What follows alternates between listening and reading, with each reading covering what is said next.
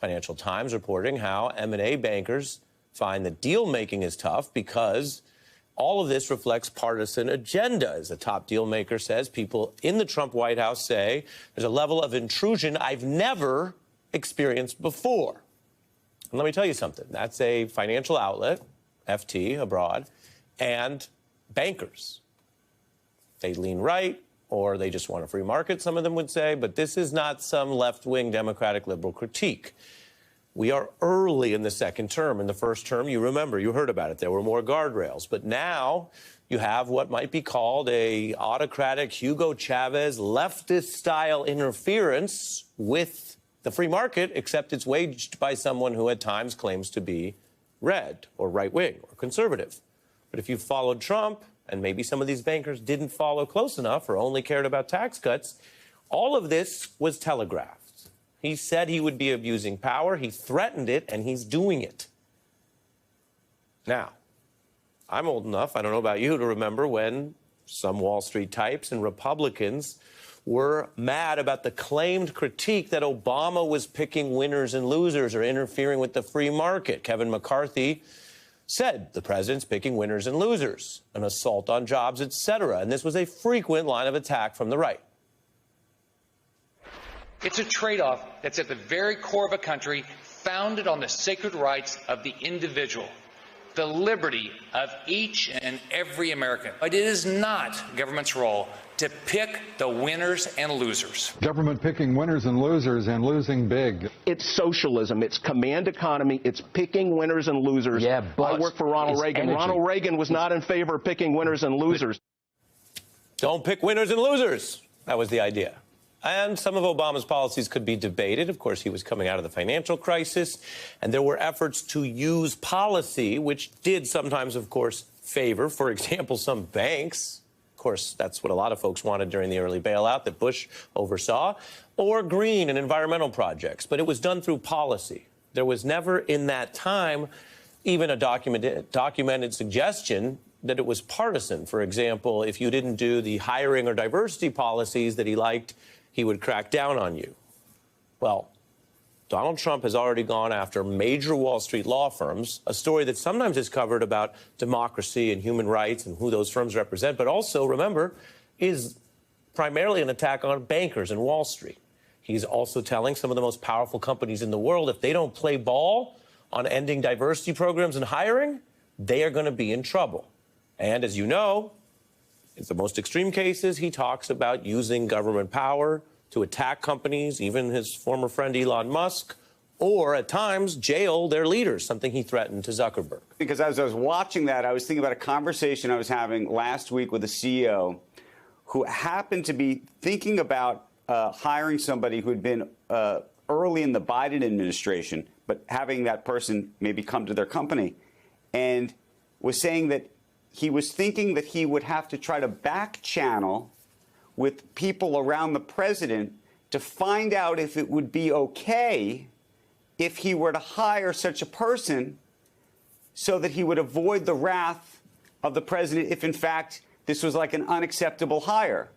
And I remember I was thinking about that actually as you were playing this and thinking, was there ever a time in American history where a CEO of a company thought to themselves that they needed to check with the president of the United States first to see if it was okay? I mean, as the kids say, and I know you have a few, Fidel Castro could never. I mean, this is what we think of as it's called state-run economy for a reason. Often it's on the far left around the world, if you look at recent economic history. But sometimes we know right-wing states, I mean, Putin would be the right-wing or more autocratic example, whatever word you want to use, because the oligarchs and the big business report to him, and that's it. So he does run the Russian economy that way. But what does that tell you that something that is either autocratic or sometimes thought of as far leftist abroad is now the norm by this Republican president? Well, it's just so fat. I mean, the irony is rich, and it's fascinating only because we've heard from Republicans, and you were the one who played the video for just so many years, that this idea that industrial policy was a bad idea. I remember, when the Republicans attacked Obama over Solyndra, supporting green, whatever, clean energy. And the point being, though, that here we have a president who's effectively decided to completely go all in on industrial policy, whether it's about continuing on the semiconductor side, dealing with how we dealt with U.S. Steel and Nippon in Japan, and these golden shares, which effectively are going to be controlled by the government. I mean, all of these are just repeated examples of something that was anathema to the Republican Party for a very long time, and I think actually is anathema to so many of the members of the Senate and the House that live within it that are Republicans, but they fear that they can't speak out. So to the broader health of the overall economy as a way of downplaying these numbers. But just a short time ago, one of the president's top economic advisors acknowledged that these numbers are troubling, particularly the downward revisions in previous months' job data that was released today. Take a listen.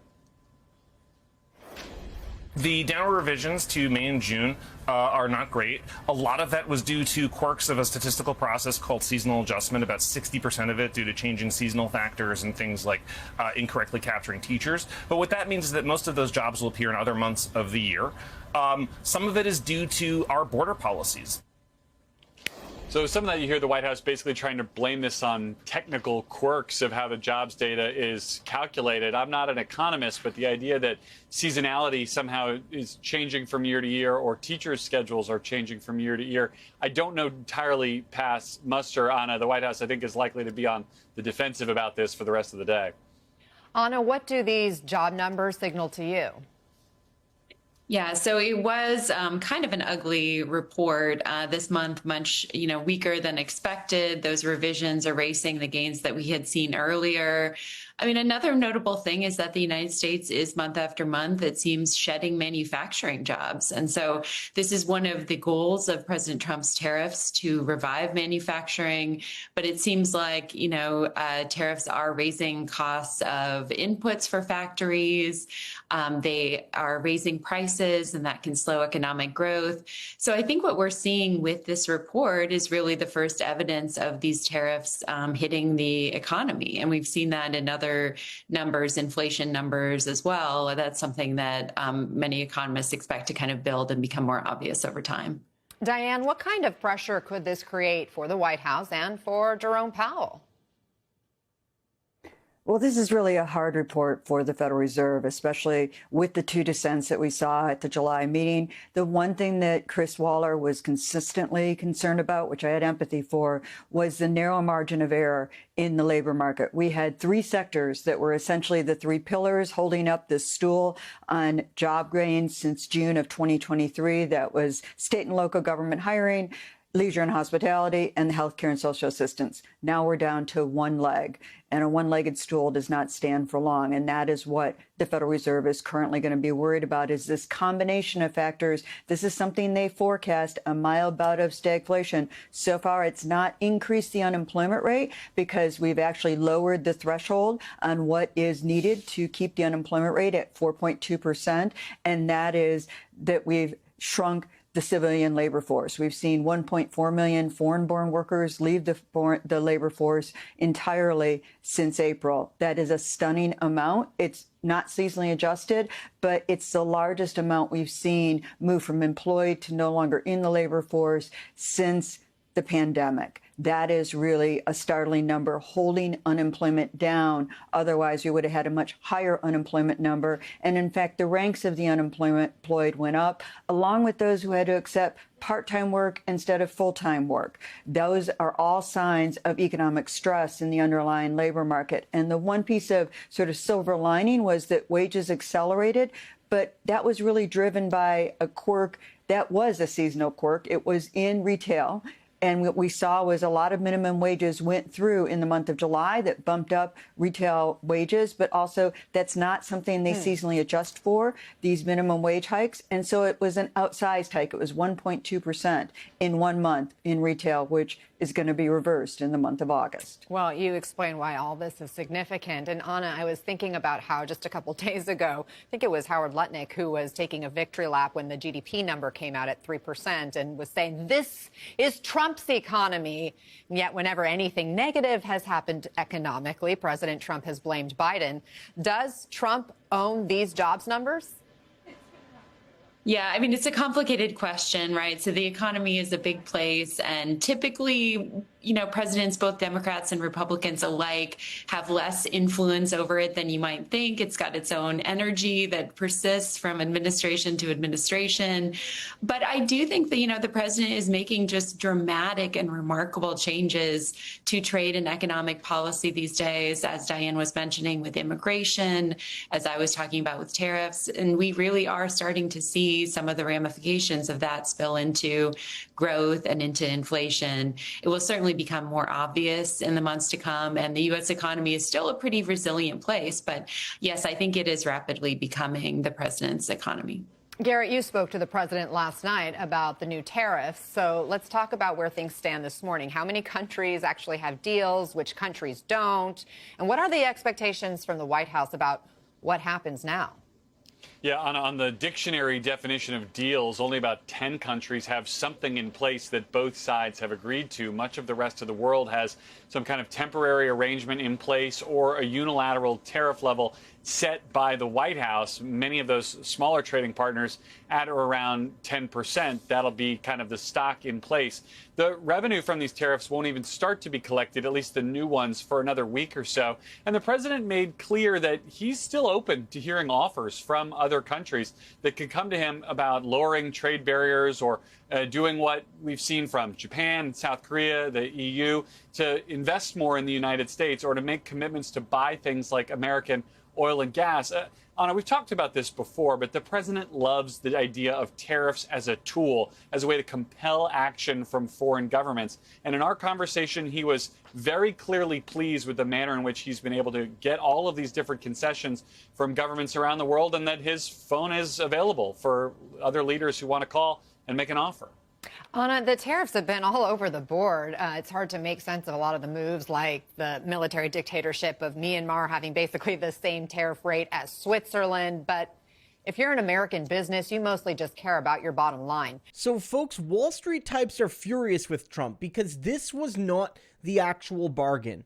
They didn't think that his policies were going to be so brain dead that they even hurt the billionaires they were designed to help.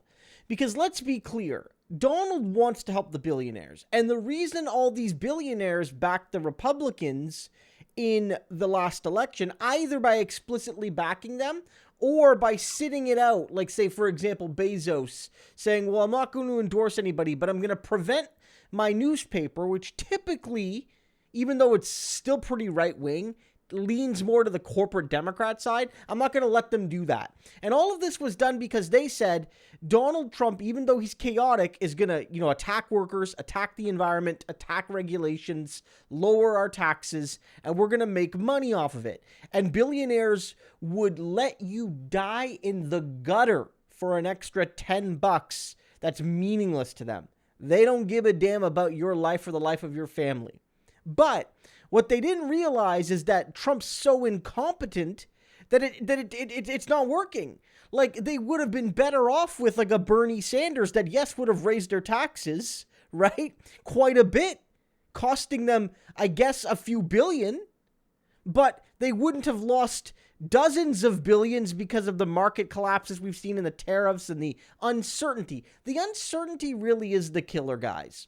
As bad as Trump's policies have been, some of them would be less awful if he was consistent. His tariffs are generally bad policy, but if he was consistent and clear and coherent about them, people could navigate more effectively. Bad policy is bad. Inconsistently bad policy is killer, and that's why people are furious.